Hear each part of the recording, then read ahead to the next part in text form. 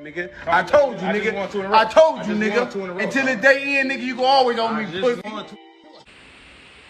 The untouchable True School Sports Empire proudly presents something the boxing game's been missing. Hey, what's going on? It's your boy BT, and I came here to talk some boxing with the thousands of True School Sports subscribers. Now, there were two fights on this weekend's Teofimo Lopez versus Pedro Campo undercard that were really, really good. If you guys didn't watch the undercard or the preliminary bouts for this past weekend's card, you really missed out because there were two fights that really stood out.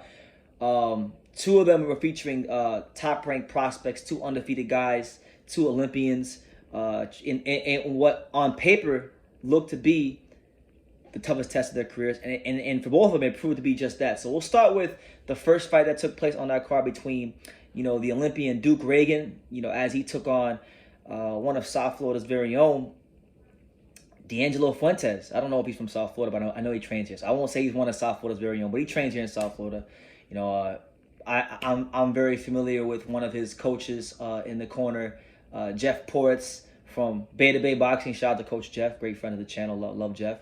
But D'Angelo Fuentes versus Duke Ragan was a good test for Duke because Fuentes, as you saw in this fight, had that come forward style, very relentless, a little bit awkward his timing, but definitely willing to go in there and throw 3, 4, 5 punch combinations if you give him those opportunities. Duke, I thought in this fight when Duke was able to keep D'Angelo Fuentes on the outside and the fight in the middle of the ring, he was doing very, very well. But then when Fuentes cut the gap on him and started letting his hands go, you saw he hurt Duke Ragan. He caught him right on the temple, had him hurt, had him out on his feet. He was hitting him with a lot of flush, hard shots. And I'll be honest with you, I've seen Duke Ragan fight a number of times. I think this is probably the first Duke Ragan video I ever made, and it's for good reason. It's not to down the guy, but because I respect all the fighters. But Duke Ragan never really impressed me. He just seemed like a guy that has good boxing fundamental skills, good boxing foundation, but he's a guy that I don't really know if he's going to fully translate all the way to the pros. Now, we will see. He could always develop, but I have my questions about him. And this fight, for me, really raises more questions about him because if you look at the amateur experience between both Ragan and Fuentes only had 25 amateur fights. Ragan, I don't know how many amateur fights he had, but I believe he was a medal. I think he might have medaled. He might have been a medal. Yeah, he was a silver medalist. So this guy was a creme de la creme top amateur. And there was a gap in experience and fighting experience. But if I didn't know no better, I wouldn't have been able to tell it on the night because D'Angelo Fuentes really looked the part. He boxed very well. And I think for me, this is a case where the B-side fighter stock actually goes up more than the A-side fighter. I have more questions answered about D'Angelo Fuentes in what he can do in a fight as the B-side, as a guy that really didn't have a whole lot of exposure and was a relative unknown before this fight. I have more questions answered about him than I do Duke Ragan. Duke Ragan can box. Duke Ragan is smart enough to grind it out and win this fight. Which, by the way, when I scored it, I didn't think he won the fight. I didn't think Fuentes won it. I actually had it a draw, but I could have seen it 4-2 for Duke Ragan. I'm not mad at those cards, but he's 7-0 now, 1 knockout. Punching power is, I think, coming into question for him, and I think a lot of that punching power or lack thereof is due to the way he fights. He fights much like an amateur. I don't think he's really quite settled into the pro game yet, so we'll see how he develops. He's only 7 fights in, but not the highest on Duke Ragan when we talk about the prospects in the top rank stable. But all in all, good test. I think the rounds were good for him, and I'm looking forward to seeing in his next fight how he can parlay this experience and hopefully show some improvement. So I'm not riding the young man off, just calling it how I see it. So there's that. And then you had another fight between Troy Isley, right? Another U.S. Olympian, a guy that was coming off of a sensational knockout victory over Dante Stubbs his last fight. He was taking on Vic Toney. Now, let me tell you all this about Vic Toney. Vic Toney is one of these guys. I'm very familiar with Vic. Vic's a guy that I have the utmost respect for, the utmost respect. And Vic's a guy that, when coming into the fight, he was 6-1-1, I believe, 6-1-1. So he only had 8 pro fights on paper, but that was due to being locked into a bad contract early in his career. But he got a lot of experience. Only loss of his career came against none other than the towering Inferno himself, Sebastian Fundora. And he took Fundora the distance and was able to even win a round off of him early in his career, and I believe he broke his hand in that fight.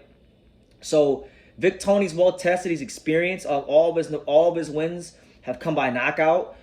He's very long for the weight class. Rangy, can box, can punch. Very hard to hit. Can break your rhythm up and really make the fight difficult for you. And that's what it was. We saw a fight from Troy Isley where he was very, very frustrated. Very frustrated with Vic Toney. Didn't really have consistent answers for Vic Toney. And really, if we're being honest, I think he won the fight based more so off of activity, more so than it was clean and effective punches landed. Now, he did land some clean and effective punches later on in the fight when Vic Toney squared up and took some shots. But for the most part, I mean, he was getting hit with jabs. He was missing a lot. He got hit with a couple clean James Toney-esque pull counters from Vic Toney. So it was good experience for Isley. But again, it's another fight where you look at the prospect and you're like, okay, he's good, but is he good? Is he as good as advertised? I'm not so sure. And he's got a long way to go, just like his fellow Olympian Duke Ragan. But on the other hand, Vic Toney, I think his stock rises because this is a guy that's career has been plagued by inactivity, and a guy who has been able to get fights on a consistent basis.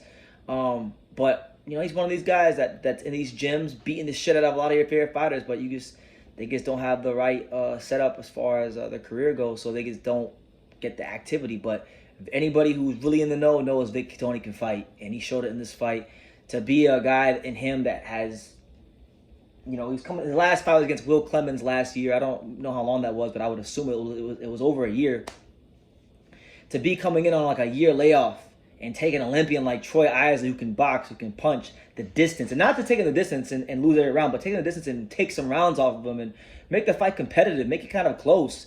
It shows you the kind of ability he has, you know. So hopefully he can get his career sorted out. And yeah, that's my take. You know, Duke Ragan, Troy Isley, I think they both got valuable experience this week that will serve them well going forward, but there's still a lot of questions to be answered from both of them, and hopefully for this sake, they can answer those questions quickly and swiftly and sooner rather than later. But shout out to the B-side. Shout out to D'Angelo Fuentes, who came there and fought his heart out. Shout out to Vic Toney, who I like to have seen throw more punches, but showed a beautiful display of the sweet science, counter punching, and all these kind of things. So yeah, really good stuff on the Top Rank card this week. Just want to give my little take on that.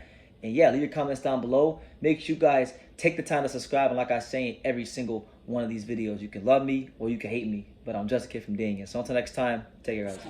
Thank you for watching True School Sports. No, follow this kid. Oh. You know, he's a true, he's a young, true, passionate person who follows boxing. He wakes up thinking about boxing and he goes to sleep thinking about boxing. This is true. Good kid, good man, and looking forward to seeing him everywhere in the boxing world. Hey man, if you ain't subscribed to True School Sports, you fucking up, man. Make sure you subscribe, bro. Fucking up big time. Make sure, man.